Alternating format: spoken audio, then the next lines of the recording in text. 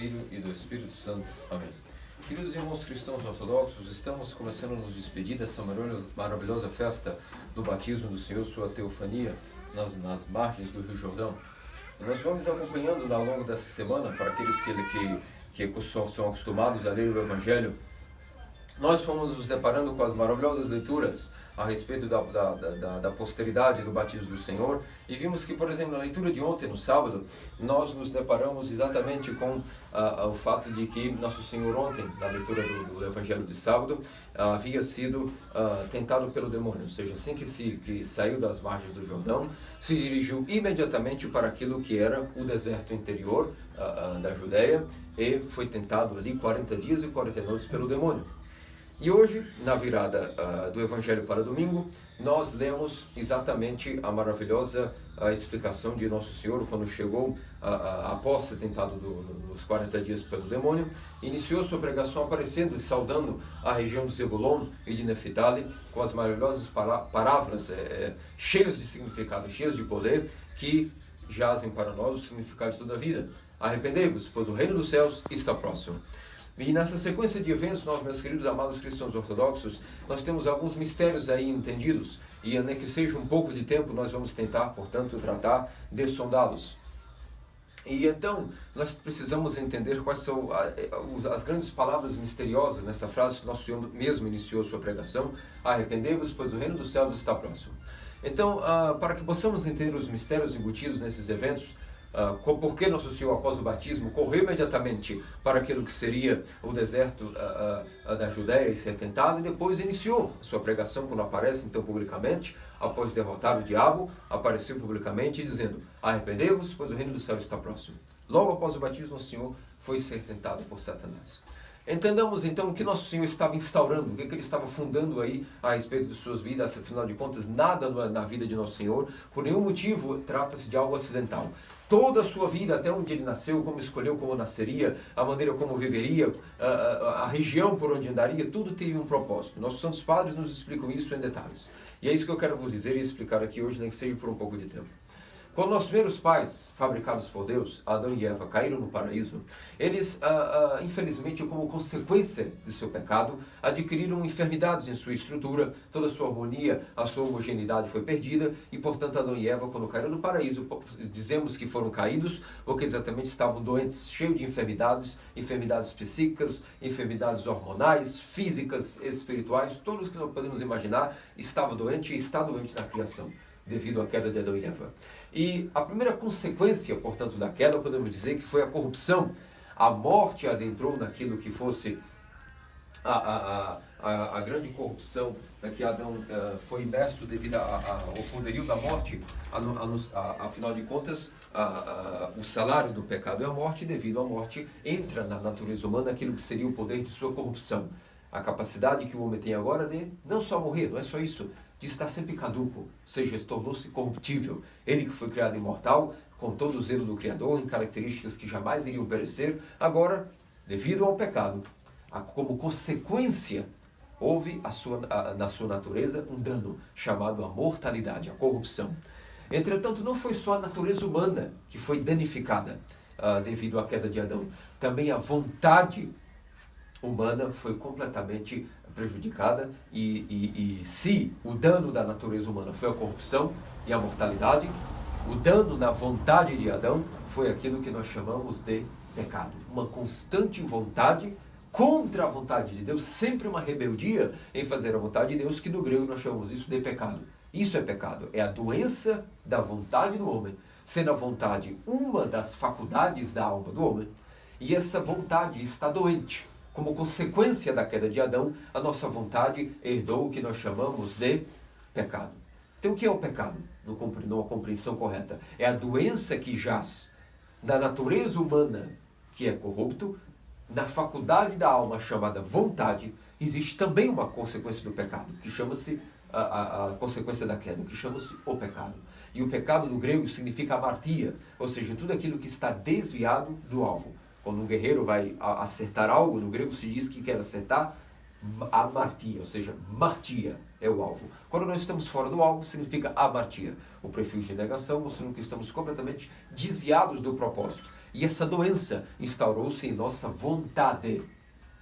Portanto, podemos dizer que devido à natureza humana estar doente, ela adquiriu em sua natureza aquilo que chamamos de corruptibilidade.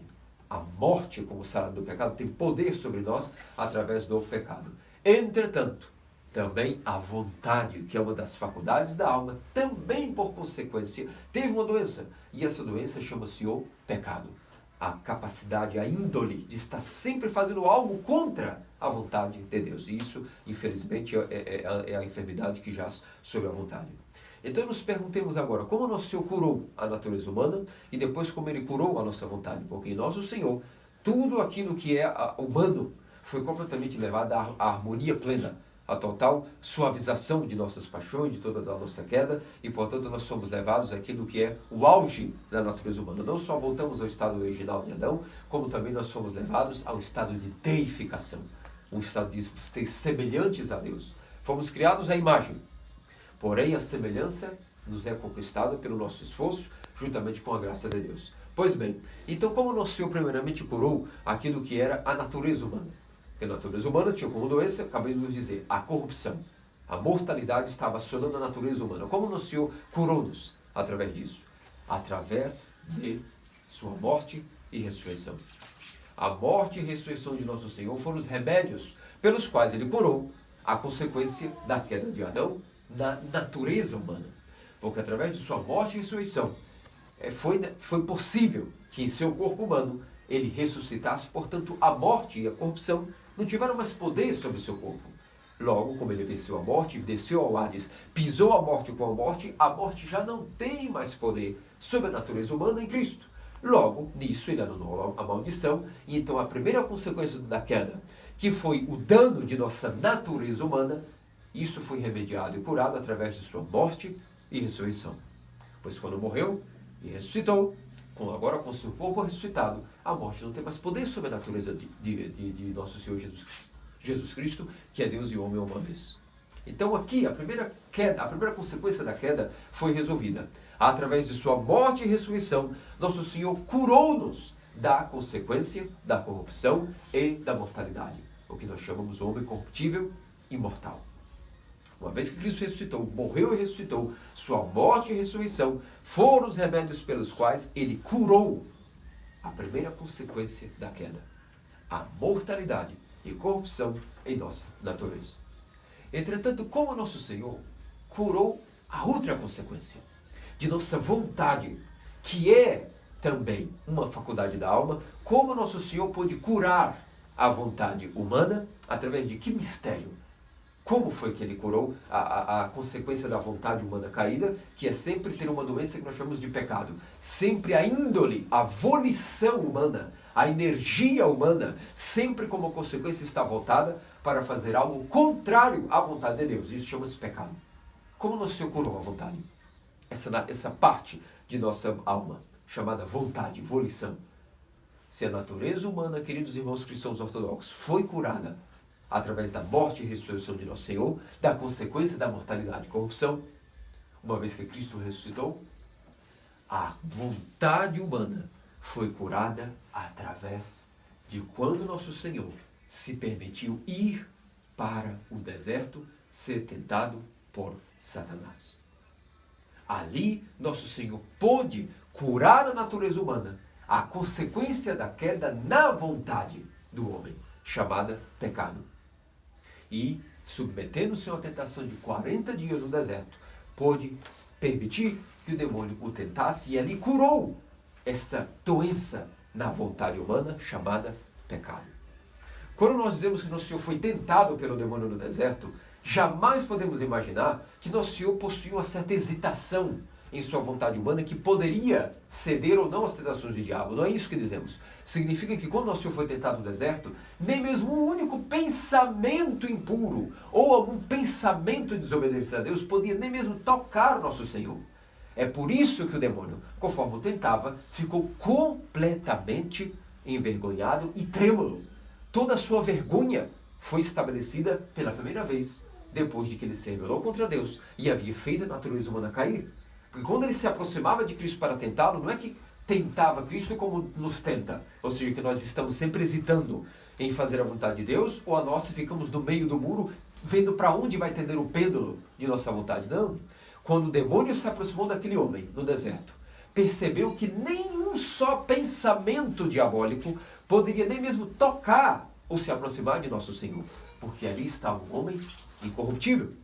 Nós já vimos por que motivo nosso Senhor possui natureza incorrupta, uma vez que a sua própria concepção foi sobrenatural, a seu nascimento, sua concepção, seu nascimento, sua vida, sua natureza humana era totalmente incorrupta, logo completamente alienada para o pecado e completamente sobrenatural, acima de qualquer tipo de influência do pecado, porque possui uma concepção não ordinária, mas sobrenatural, e por isso a sua natureza humana também não era ordinária, era sobrenatural. Logo, quando o demônio aproximava-se para tentá-lo, não é que nosso Senhor tinha uma hesitação, não.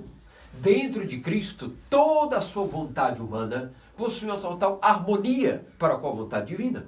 E, portanto, não existia de que nosso Senhor, quando se permitiu ser tentado, como que hesitava, jamais. Em Cristo, a vontade humana, a energia humana, a volição humana e a vontade divina estavam em completa harmonia. Logo, o demônio jamais poderia, nem mesmo quando dizemos que foi tentado, jamais essas tentações eram como envergonhar o demônio, porque eram neutras, não faziam nem cócegas em nosso Senhor, eram nulas. E é por isso que nosso Senhor derrotou aí todas as 3 tentações genéricas, que em geral toda a natureza humana é tentada por Satanás. São 3 tentações genéricas, que nós ou fomos, ou somos tentados por elas, ou seremos algum dia da vida, ou às vezes por três delas de uma vez, ou às vezes por uma delas ou 2 delas, mas todos nós seremos tentados. Se não por uma, por as 3 juntas, ou 2 dessas 3 gerais tentações no qual Satanás tenta o homem. E quais são essas 3 tentações gerais? A primeira tentação, Satanás apareceu no Senhor e o tentou no sentido de, quando ele estava jejuando, oferecer a ele pão, para que matasse sua fome. Essa chama-se a tentação número 1, a tentação do cuidado com o corpo, de preocupar-se com o corpo. E essa tentação chama-se o amor pelo prazer. Todos nós, quando nos preocupamos com a nossa saúde, com o nosso corpo, se estamos bem ou não estamos bem com saúde, já estamos começando a sermos tentados por Satanás naquilo que significa a tentação pelo prazer corporal. Começa aí. A tentação da luxúria, ela não vem primeiramente como fornique, pratique fornicação. A tentação pelo prazer começa quando nós nos preocupamos com a nossa saúde, com o nosso corpo e com o nosso bem-estar. Chama-se o amor ao corpo, que chama-se uma palavra, o amor pelo prazer. É a primeira tentação genérica que toda a natureza humana, como está mortal e enferma, quer tentar salvar sua pele. Não entende que isso é inútil e que não é por aí o caminho. E nosso Senhor, quando estava jejuando e com fome, Satanás obra diz: por que não dizes a estas pedras se tornam para sua forma em pão? Por que não fabricas pão para ti? E nosso Senhor elimina e de uma vez por todas a primeira tentação chamada o amor pelo prazer, o amor pelo corpo, a preocupação corporal, dizendo: nem só de pão vive o homem, mas de toda a palavra que sai da boca de Deus. Primeiro, exterminar da primeira tentação genérica. Depois, Satanás ofereceu a ele a segunda tentação geral, chamada a tentação pelo poder, oferecendo para ele todo o poderio de todas as cidades do mundo. Nisso está aí resumido a tentação genérica de amor pelo poder, amor pela vanglória, amor pelo status, que todos nós, em algum momento da vida, somos tentados por ter algum poder, de ter algum tipo de vanglória, de vaidade. E aí está o amor pelo poder como uma das duas das 3 tentações genéricas. Amor pelo poder em si mesmo. Amor por aquilo que é a nossa vanglória, pelo nosso status, pela nossa imagem. Nosso Senhor aí esmaga também Satanás. E a última tentação foi a tentação de tentar ao próprio Senhor Deus, dizendo: uma vez que está escrito nas Escrituras, se tiveres na tribulação, eis que invocarei os anjos e eles te protegerão. Cai o tua esquerda, cai a minha direita, a ti nada te atingirá. Por que não te lanças daqui no abismo e suplicas para que os anjos te coloquem em proteção? E nosso Senhor diz: afasta de mim, Satanás, porque está escrito: não tentarás o Senhor teu Deus. E elimina a última tentação genérica, que é a tentação que resume o orgulho. Todo ser humano alguma vez, se não foi tentado pelo prazer corporal, se não foi tentado pelo poder, sempre é tentado pelo orgulho. pela ultra-vaidade de querer sempre estar orgulhoso de si mesmo, ao ponto de dizer que sim, eu sou o filho de Deus, portanto os anjos estão a meu favor, eis que agora farei um espetáculo. Quando nós estamos manifestando a nossa fé com coisas artificiais, com teatros, com manifestações corporais, significa que nós estamos completamente em prelest. Significa que a nossa fé, a fé ortodoxa, ela não pode ser colocada de maneira visível para as pessoas. Qual é a posição que uma pessoa deve ficar na igreja ou no templo? Parada como uma coluna, como uma estátua, sem que ninguém nem veja nem o seu respirar. Porque se algum irmão vê nos nossos movimentos extraordinários, ou a nossa oração audível, ou nas nossas prostrações, as prostrações devem ser de maneiras secretas. Nossa maneira de louvar a Deus tem que ser, entra dentro do teu quarto, fecha a porta, esse quarto chama-se o coração, e entra pontualmente no teu coração, fecha essa porta, e ninguém saiba que estás orando. E o teu Pai Celestial, que vê o oculto, verás que estás orando. Por isso, qual é o comportamento nos ofícios da Igreja Ortodoxa? Completamente parados como uma coluna. No momento adequado, nós vamos venerar o Evangelho, vamos venerar os ícones, vamos manifestar a nossa fé. No coral, existem pessoas específicas para cantar. Nós, como um subcoral, devemos cantar sempre abaixo do coral, para que nós não estraguemos a harmonia. Todas as pequenas coisas são as pequenas tentações que o demônio começa a nos dar pela fé. Depois nós passamos a ser como fariseus, sempre mostrando que somos religiosos, somos cristãos, temos uma fé estampada. Veja como somos piedosos, veja como somos religiosos. Isso é uma terrível paixão do orgulho. E dessa começa todos os outros terríveis orgulhos, que é ser um homem que realmente está sempre inflado em si mesmo. E é por isso que Nosso Senhor também derrotou essa terceira tentação genérica, esmagando tudo aquilo que seria a tentação do orgulho, que é uma das três tentações genéricas que sempre acabam por fuzilar um homem. Portanto, meus queridos irmãos cristãos ortodoxos, trata-se aqui, portanto, de que o demônio, quando se viu assim, derrotado por Nosso Senhor, teve que aceitar de que, de fato, não teria como acessar de maneira nenhuma a natureza caída de Adão, que agora estava repleta de energia do nosso próprio Senhor e Deus Salvador. Uma energia salvífica. Quem diria que agora aquele mesmo Adão que Satanás visitou no paraíso e fez cair, agora o visitava no deserto. E dessa vez as coisas foram diferentes. Foi completamente envergonhado e inacessível às tentações de Satanás em nosso Senhor e Deus Salvador Jesus Cristo. E aí, se na morte e ressurreição a natureza, a substância humana foi curada, agora a vontade humana foi curada pela tentação no deserto. Porque na natureza de Cristo, a nossa vontade caída foi completamente harmonizada com a vontade de Deus. E é por isso, meus amados queridos cristãos ortodoxos, que exatamente após o batismo, após energizar a natureza humana com o sacramento do batismo, e todos nós sabemos como cantamos nos hinos da festa, o que é a participação do nosso batismo? O que significa o sacramento do batismo? A participação direta no mistério da morte e ressurreição do Senhor. Não é isso que nós cantamos nos hinos da teofania? Que o batismo, o teu mistério do batismo, Senhor, é a participação em tua morte, tua paixão, teu sepultamento e tua ressurreição. Então, por isso que após o batismo, uma vez que Nosso Senhor inaugurou e insuflou a água do Jordão com sua energia, instaurando e inaugurando o mistério do batismo, ou seja, dando à natureza humana o poder de participar gratuitamente do mistério de sua morte e ressurreição, depois ele foi curar a segunda parte de nossa natureza que precisava de cura, a nossa vontade. Entendem como todo o mistério da teofania. Estamos hoje no domingo posterior à teofania, por isso estamos falando novamente de arrependimento e de batismo, porque estamos no domingo posterior à teofania, ao domingo anterior à festa propriamente dita, e o domingo posterior à teofania, que é o que nós estamos hoje comemorando. E é por isso que percebem, porque essa festa tem tanta força, e porque o agiasma, a água benta, é um veículo de tanto poder, porque se nós formos analisar friamente, de todas as explicações sobre o batismo do Senhor, e todas as explicações que estou vos dando agora, o que é o batismo senão um general invencível?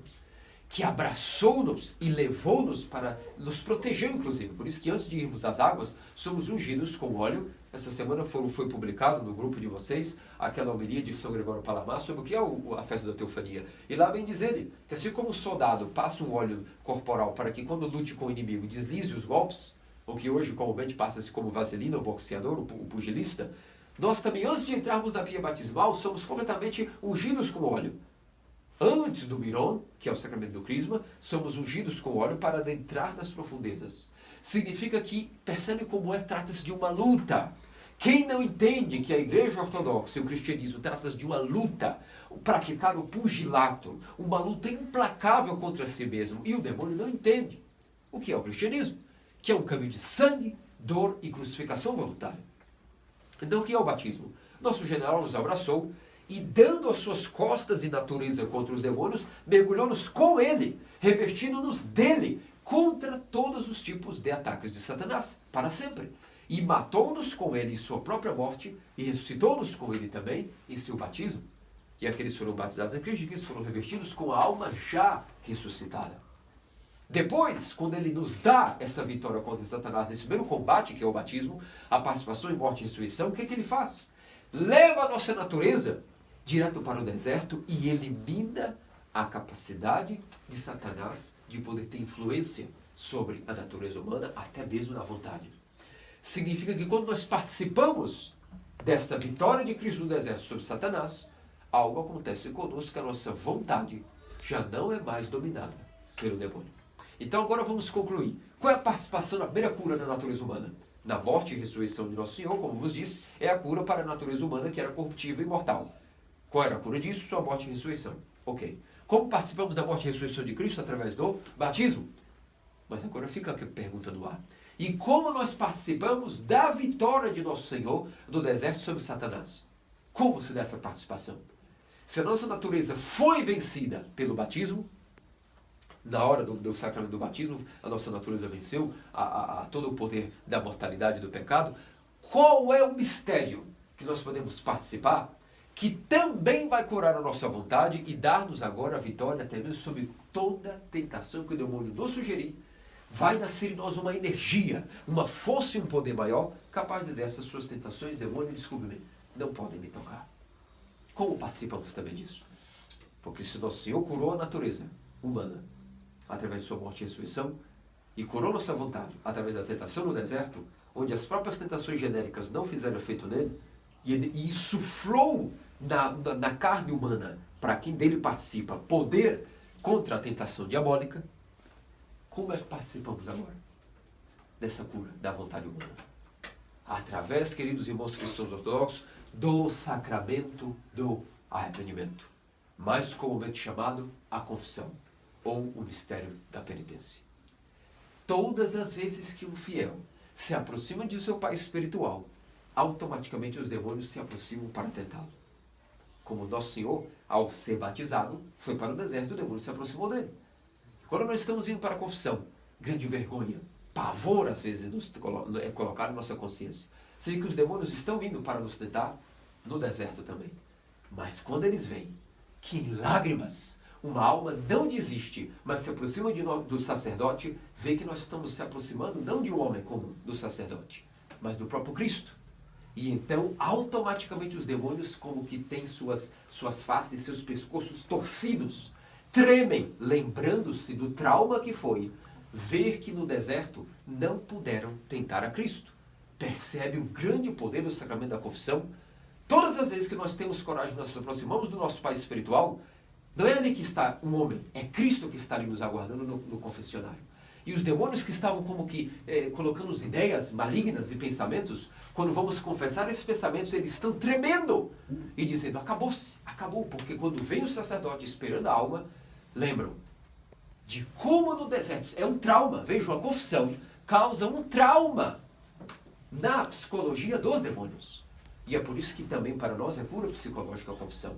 Porque muitos dos nossos problemas psicológicos vêm dos demônios. Alguns não, são problemas químicos, vamos dizer assim, biológicos. Mas muitos dos nossos problemas psiquiátricos são causados pelos demônios, que estão impregnados em nossa mente, colocando-nos agonia, pavor, pensamentos, medo, obsessão, vícios. E as 3 paixões genéricas: amor pelo corpo, pelo prazer, amor pelo poder e o orgulho, que é a raiz de todos os males. Mas quando os demônios veem que estamos aproximando de nosso Pai espiritual, aquela imagem daquele homem no deserto, que era Deus mais homem, era Deus, mas era homem uma vez, verdadeiro Deus, verdadeiro homem, e que lembram de que foram completamente envergonhados e pisoteados do nosso Senhor no deserto e depois no Hades. E então, naquele momento que a alma chega ali, como que os demônios vão embora. E o anjo da guarda fica com a alma dizendo, vamos amigo meu, vamos meu amigo. Agora diga, coloca para fora aquilo que os nossos inimigos nos fizeram que você fizesse. E nosso anjo da guarda então nos inspira a dizer os nossos pecados para que limpemos-nos. E então, o que acontece?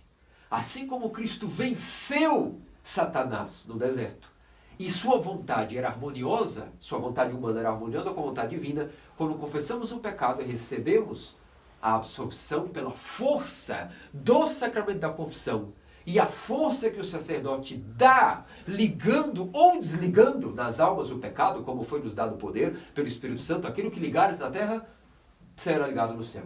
O que desligares na terra, será desligado no céu. Pelo poder que nos foi dado, pela sucessão dos apóstolos, é o mesmo poder que Cristo esmagou Satanás no deserto. Percebe o poder da confissão?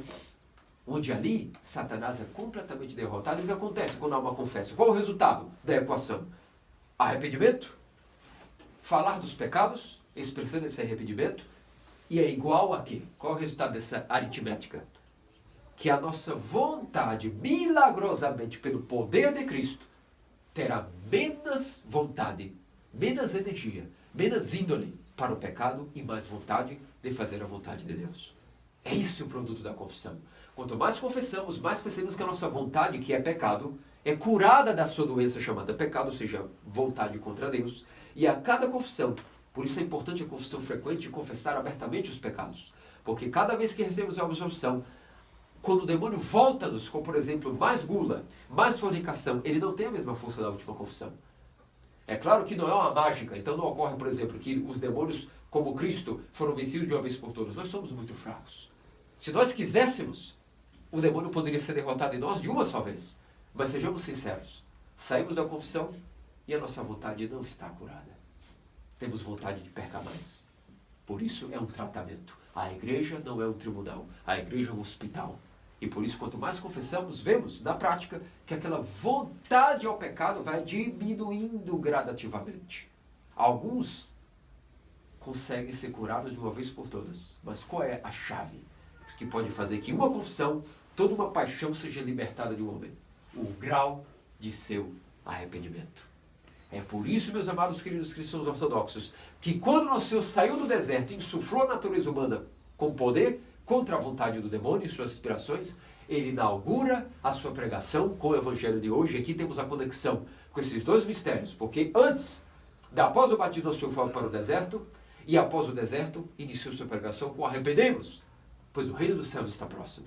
Porque uma vez que ele curou a vontade humana em si mesmo, quando derrotou Satanás no deserto, e a participação desta vitória se dá pelo sacramento da confissão, a primeira palavra que saiu da boca de Cristo com seu poder de pregação na terra de Zabulon, terra de Neftali, foi: arrependei-vos, pois o reino dos céus, eu mesmo, estou próximo diante de vocês. Significa que se a vontade humana foi curada no deserto, agora o grau dessa cura em cada ser humano individualmente depende do arrependimento. Quando confessamos com lágrimas, com muita dor, alguma paixão, vemos que temos ódio ao pecado. E ao receber a absolvição, isso se prova em vocês mesmos. Dependendo do que fizeram, alguns pecados são tão graves e bateram em vós com tanta dor, que basta que uma vez confessem e odeiam tanto o pecado que nunca mais cometem. Isso é possível. Eu sou testemunha disso porque atendo vossas confissões. Algumas paixões são mais difíceis. A pessoa às vezes confessa anos, mas a cada vez ela vai vencendo até que um dia ela está liberta daquele pecado. É como a terapia. Há doenças que são mais fracas ou doenças mais fortes. Depende do homem, depende de sua natureza. Mas dependendo do grau de arrependimento, quando ele receber a força do deserto para vencer Satanás na confissão, isso é que influenciará se ele terá ainda uma contínua influência do demônio, ainda que menor, mas contínua, ou se essa influência foi eliminada. E agora eu vos pergunto, é possível que todas as influências do demônio sejam completamente eliminadas de uma alma, nesta vida? Claro que sim. E para isso nós temos nossos santos padres, que nos deram inúmeros exemplos de que nesta vida, quanto mais confessamos, dependendo do grau de arrependimento, mais efeito faz a confissão, e no outro dia, mais efeito fará a comunhão. Porque se fosse só mágica, seria confesse, comungue e o demônio se foi. Isso seria magia. depende do grau de arrependimento, que é a parcela individual nossa de oferecer a nossa vontade para que Deus a cure. Isso é arrependimento. É por isso que nosso Senhor inicia a sua pregação com as palavras: arrependei-vos, pois o reino dos céus está próximo. E com o arrependimento, isso nós já falamos no domingo anterior à teofania. Esse estado mental, que significa mudança de coração. Arrependimento significa sair de um estado caído para o estado de pé, ou seja, levantar. Arrependimento significa mudar a vontade humana para a vontade de Deus. E isso é um tratamento, é uma terapia que tem sua maneira de ser efetivada através da confissão. Quanto mais nos arrependemos, suplicando a Deus em lágrimas, esforçando-nos, dando esmola a fim de adquirir arrependimento, realizando prostrações, oração, jejum, com o objetivo de adquirir arrependimento, mas na hora de nos aproximarmos da confissão, ela fará um efeito maior. E o homem terá a força de Cristo do deserto de também derrotar as influências de Satanás em si mesmo. Percebem como é possível que todo homem seja curado? E São Macário Grande nos explicou em suas homilias maravilhosas, de que sim, existe aquele homem que nem luta, e então Satanás o leva para cativeiro sem uma resistência, como o soldado inimigo que diz: pode me levar, eu desisto de lutar. Mas existe aquele que morre lutando, e essa é a maioria de nós. Que Satanás diz: vamos comigo, e nós: não, eu não vou ir, eu resistirei. E às vezes ele nos leva, mas vamos presos, ao menos resistindo contra a vontade do inimigo. E existe aquele último grau de pessoas, que são mais fortes que o inimigo. E nem que o inimigo queira manipulá-lo, ele é mais forte que o próprio inimigo. E todas as setas e flechas do demônio, como se cumpre no próprio Salmo. Ainda que o inimigo nos espere numa noite sem lua, como diz o salmista, com suas flechas para derrotar-nos, como nós estamos iluminados pelo sol da justiça, pela luz de Deus, as flechas do demônio não têm efeito sobre aquele que já se purificou. E esse é o estado de todos os santos. E eles adquiriram essa força nesta vida. Por isso é necessário um grau de purificação contínua, para que se chegará uma vez onde, quando os demônios deem suas flechas e dardos inflamados com o veneno do pecado para nós, essas flechas não só não irão nos penetrar, porque estamos com o escudo da fé, mas irão ainda ser invertidos e voltarão para o próprio inimigo. E isso chama-se a pessoa que purificou completamente o seu coração através de uma constante confissão de uma vida de arrependimento. E o arrependimento, meus queridos irmãos ortodoxos, especialmente primeiro para os monges ortodoxos, o arrependimento é a vida dos monges. É para isso que fizeram esses votos, porque a profissão deles chama-se um homem que trabalha ou uma mulher que trabalha o arrependimento. Mas para todo cristão ortodoxo, o arrependimento é o começo, o meio e o fim de nossa vida. Ninguém pode ir ao batismo se antes do catecumenato já não começou a trabalhar o seu arrependimento. Mas esse arrependimento não será perfeito. Esse arrependimento necessitará continuidade e alimento através de uma vida de sacramentos após o batismo. E o arrependimento também será o fim. Porque quando chegarmos no último dia de nossa vida, quando estivermos com o nosso Pai Espiritual ouvindo a nossa última confissão e nossa alma sendo desligada do corpo e quando estivermos vendo o último moribundos, quando o mundo espiritual, pela tradição sabemos, como o mundo espiritual começa a se abrir a uma pessoa, se ela não já abriu o mundo espiritual para ela antes, pelo seu arrependimento, na hora da morte, ainda que seja cego espiritual, começa-se, quando está moribundo e gemendo em dor, a abrir o mundo espiritual para essa pessoa. Naquele momento, quando a pessoa está moribunda, mesmo que ela seja um santo, a primeira coisa que ela vai se deparar é dizendo: Deus, dá-me mais tempo para o meu arrependimento, porque eu vi que eu não terminei ainda. É por isso que para nós o arrependimento é o começo de tudo, é o fim de tudo e é o meio, é a nossa vida. Tem que ser um modo de vida de cair e levantar, mudar, ou seja, por isso metanoia, de caído, fazendo uma prostração, levantar. Por isso, até no grego, o ato de fazer prostração chama-se betania, ou seja, mudar, ou seja, cair e levantar. Orar com metanoia, ou seja, fazer metanoias, ou seja, fazer movimentos de prostração que simbolizam que o nosso coração também cai e levanta. A vontade humana é submetida para fazer a vontade de Deus. Isso é arrependimento. E tem que ser o nosso estado de vida antes do batismo, durante o batismo, após o batismo e a era da morte. Como vimos a vida de Abba-Sizoés no Egito. Abba-Sizoés, quando já estava no último suspiro, um homem que passou mais de 40 anos no deserto, quando já estava moribundo, sua face começou a brilhar e ele estava orando. E os monges perguntaram aos seus discípulos: Abba-Sizoés, que é que está vendo? Por que tua face se ilumina? E ele, estou vendo o meu Cristo que veio buscar a minha alma. E ele, e o que estás pedindo a Cristo? Que estás orando tão incessantemente? E ele disse, estou pedindo mais tempo de vida para o meu arrependimento. E disseram, como assim? O Senhor passou 40 anos em arrependimento, por não necessitas mais arrepender-se de nada. E ele, queridos discípulos, agora que eu vejo o meu Deus, eu nem sei se eu comecei o meu arrependimento. Por isso estou suplicando que Ele me dê mais segundos de vida, para que eu possa confessar mais pecados e pedir mais perdão. É por isso, meus amados cristãos ortodoxos, que a vida do cristão ortodoxo é a vida de metanoia, é a vida do arrependimento. Ela tem que ser constante e uma vida de pura alegria. Aquele que se dedica ao arrependimento perceberá que nele começa a atuar uma outra energia, que o seu cérebro é dividido para uma segunda inteligência, um modo de vida segundo a mente de Cristo, que pouco a pouco, conforme comungamos, mas antes de comungar, nos preparamos devidamente para essa comunhão, através da confissão. A força que Deus insuflou em nossa natureza humana no deserto para derrotar as influências do demônio é nos comunicada através do sacramento da confissão. E então, confessando e comungando durante o modo de vida de arrependimento, chegará o momento onde nós partiremos dessa vida. E quando partimos dessa vida, nossa alma cheia de energia do ressuscitado, adquirida esta ressurreição já no batismo, devido a nossa alma ter morrido e ressuscitado no batismo, ela aguardará o dia da regeneração, o dia da ressurreição final, onde todos ressuscitaremos e teremos a verdadeira vida que se começará ali. E então, de degrau em degrau, de graça em graça, por isso São Serafim chamava o arrependimento um tipo de maneira de ver chamada graça sobre graça. Porque a graça foi nos dada toda no batismo, mas ela pode ser aumentada e renovada. Nós nos rebatizamos na vontade através da confissão. A natureza humana tem um só batismo. Confessamos um só batismo para a remissão dos pecados. Isso significa o batismo do sacramento do batismo visível, que chama-se um só batismo para aquilo que é a natureza humana. Mas quanto à vontade humana, ela tem muitos batismos. Todas as vezes que há o arrependimento e a confissão e lágrimas de compulsão, nós estamos rebatizando a nossa vontade. A natureza tem um só batismo, mas a nossa vontade, ela tem muitos batismos, que são o batismo de lágrimas, o batismo de unção de lágrimas. E isso tem que ser o modo de vida até o fim. Que nosso Senhor e Deus Salvador Jesus Cristo faça-nos dignos de constantemente, adquirindo a graça do batismo, termos uma vida de graça em graça, de degrau em degrau, fugindo de tudo aquilo que são as tentações de prazer, o amor ao corpo, as tentações de poder, o amor pela vanglória, e a última tentação do orgulho, que se inicia também numa vida religiosa bastante farisaica, mas também se finaliza naquilo que é o inacessível para Deus, coração de um homem orgulhoso.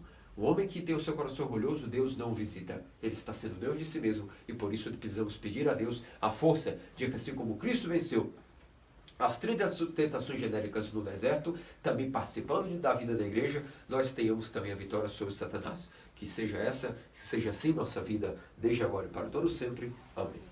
Amém.